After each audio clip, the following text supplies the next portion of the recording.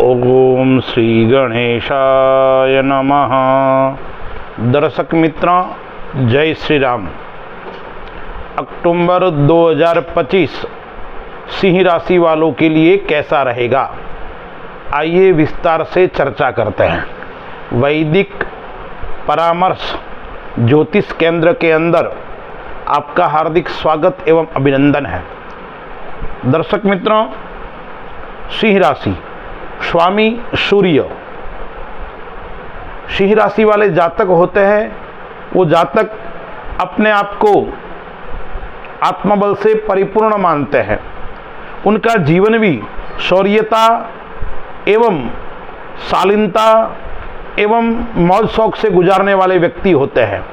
ऐसे व्यक्तियों की अक्टूबर 2 माह के अंदर ग्रहों की स्थिति क्या है, कौन सा दिन उनके लिए खराब रहने वाला है, इस माह के अंदर क्या क्या होने वाला है, आइए हम सब विचार करते हैं। तो पहले ग्रहों की स्थिति जानते हैं। लग्न के अंदर केतु एवं शुक्र है। शुक्र जो सिंह राशि के अंदर केतु के साथ में गोचर कर रहा है, वो राशि परिवर्तन कर लेगा। 9 तारीख को कन्या राशि के अंदर अपने नीच राशि के अंदर आएगा।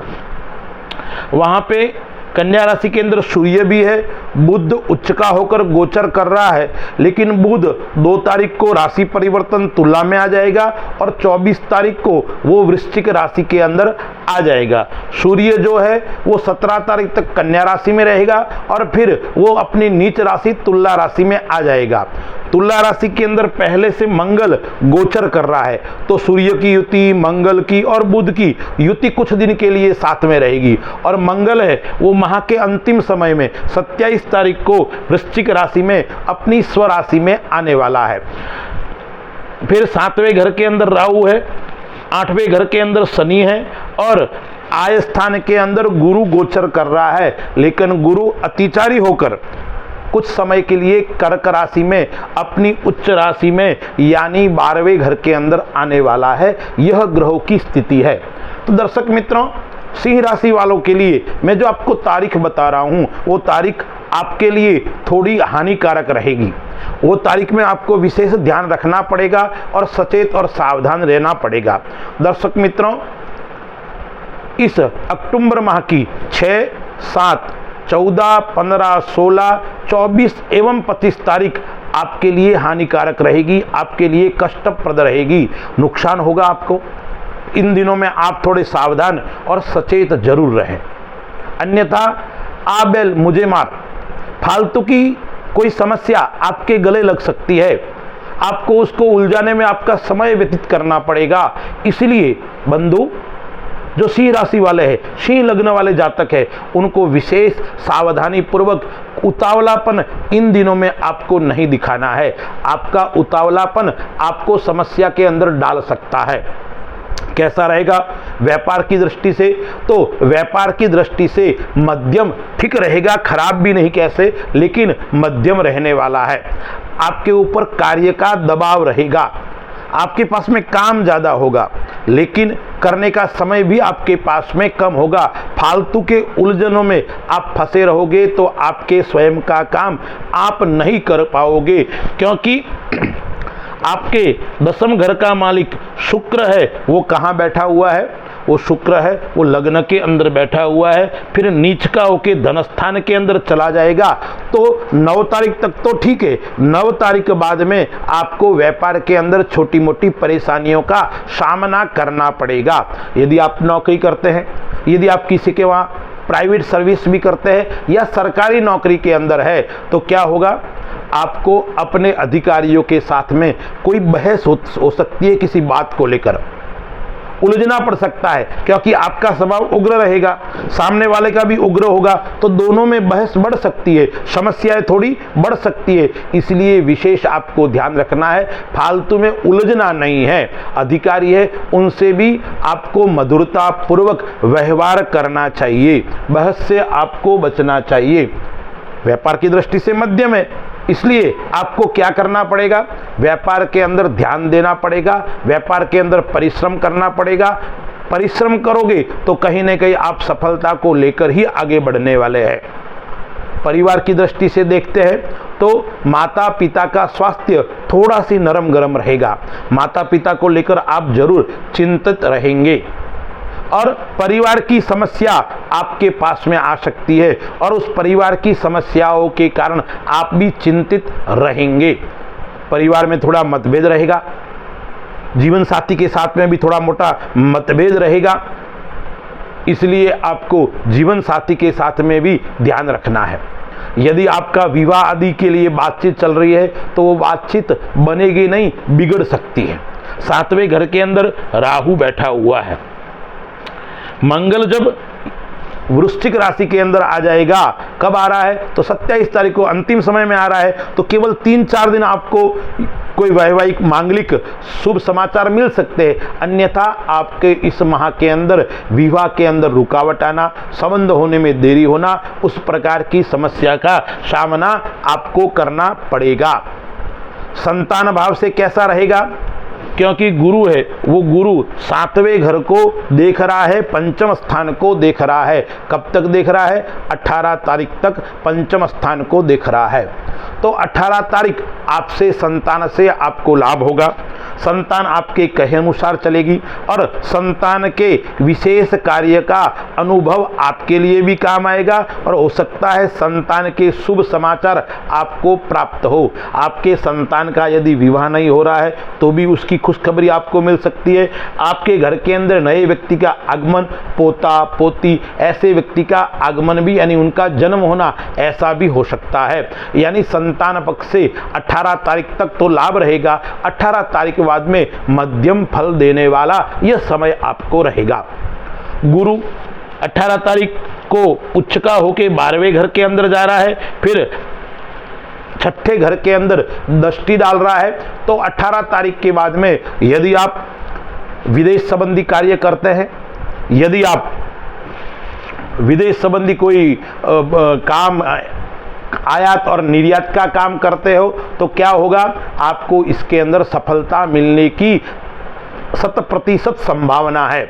आपका कोई विदेश में काम रुका हुआ पड़ा है, काम के कारण आप निरंतर परेशान हो रहे थे, वो समस्या आपकी समाप्त हो जाएगी बंधुओं।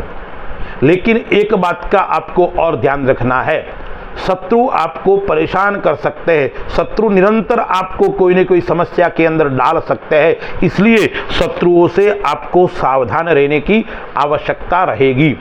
परिवार, काका, मामा या जो आपके नज़दीकी रिश्तेदार है उनसे कोई मनमुटाव हो सकता है, कोई विवाद चल रहा है तो विवाद बढ़ भी सकता है, उसका आपको विशेष ध्यान रखना पड़ेगा।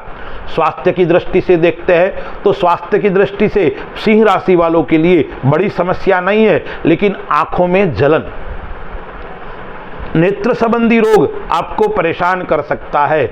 आंखों का नंबर बढ़ना, आंखों के अंदर जलन होना, आंखों के कारण सिर की समस्या बढ़ना या आपके छोटी मोटी नेत्रों का कोई ऑपरेशन का योग भी इस माह के अंदर हो सकता है, उस बात का विशेष ध्यान रखना है। दूसरा योग क्या बन रहा है आपकी कुंडली के अंदर? नए वाहन का योग इस माह के अंदर बन रहा है। नई गाड़ी लाना, नए वाहन का या नए भवन का योग इस माह के अंदर बन रहा है, इसलिए इस माह के अंदर आप गाड़ी आदि लेते हो तो आपके लिए श्रेष्ठ और शुभ रहेगा और समय है तो उसका उपयोग भी करना चाहिए। यानी भूमि का योग बन रहा है, वाहन का योग बन रहा है और नई वस्तु खरीदने का योग इस माह के अंदर सिंह राशि वालों को बन रहा है। आध्यात्मिक दृष्टि से देखते हैं तो आपकी आध्यात्मिक क्षेत्र में आपकी उन्नति होगी, श्रेष्ठ व्यक्तियों से, विद्वानों से आपकी चर्चा होगी, मिलने का अवसर मिलेगा, यानी ज्ञानी व्यक्तियों के साथ में आपका व्यवहार अच्छा रहेगा और आप भी निरंतर ज्ञान प्राप्ति करने का प्रयत्न करेंगे और आपको इसके अंदर सफलता मिलेगी। साधना का समय अच्छा रहेगा, आप किसी इसकी साधना करना चाहते हो, इष्ट देवता, कुल देवता की, तो भी आपको अच्छा समय रहेगा। और जागरण यानी रात्रि में विशेष करके आपको जागरण करके अध्यात्म की ओर आगे बढ़ने के लिए यह समय आपका साथ देगा। नौकरी के अंदर मैंने कहा ना, अधिकारियों से दबाव तो रहेगा, लेकिन साथ साथ में स्थानांतरण का योग, स्थान परिवर्तन का योग भी आएगा, वो आपके लिए इतना अनुकूल नहीं रहेगा। आर्थिक स्थिति के अंदर देखा जाए तो सिंह राशि वालों के आर्थिक स्थिति मध्यम रहेगी। पैसा आएगा तो सही, लेकिन उससे ज़्यादा खर्च का योग बन रहा है, खर्च निरंतर बढ़ने वाला है, इसलिए आपको सोच विचार कर खर्च करना चाहिए। दर्शक मित्रों, इस माह के अंदर दीपावली का पावन पर्व आ रहा है, दीपोत्सव का पर्व आ रहा है, लक्ष्मी प्राप्त करने का सुंदर अवसर आपको मिलने वाला है। यदि मैं बताऊं ऐसा कुछ करोगे तो निरंतर में निश्चित आपको लक्ष्मी का आशीर्वाद प्राप्त होगा, क्योंकि वर्ष के अंदर महालक्ष्मी को प्रसन्न करने के लिए दीपावली जैसा कोई शुभ और श्रेष्ठ अवसर नहीं होता है। तो क्या करना चाहिए सिंह राशि वालों के लिए? क्योंकि सिंह राशि है वो आत्मबल से परिपूर्ण है, सिंह राशि है वो विविध कार्यों के अंदर रुचि रखने वाली भी है, इसलिए आपको एक मैं सुंदर उपाय बता रहा हूँ। इस माह के अंदर आपको क्या करना है? दीपावली का पर्व आ रहा है, धन त्रयोदशी, रूप चतुर्दशी, दीपावली और गोवर्धन पूजा एवं यम द्वितीया, ये 5 दिन का जो पर्व है, उस 5 दिन के पर्वों में आपको भगवती महालक्ष्मी का, महाकाली का और महासरस्वती का पूजन करना है। करना कैसे है पूजन? आपको सायंकालीन या रात्रि के समय चमेली के तेल का दीपक करना है माता जी को, और घी का दीपक करना है।